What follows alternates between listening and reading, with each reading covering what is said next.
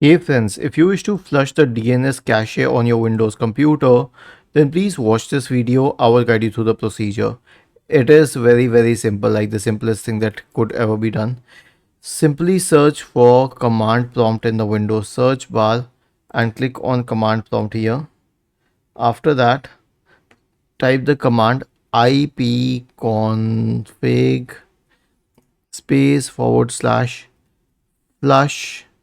DNS. Okay, it's easy to remember ipconfig because this is the initial network command for all IP related issues, and then space /flush DNS because you need to flush the DNS. And the answer is successfully flushed the DNS resolver cache. Was this helpful?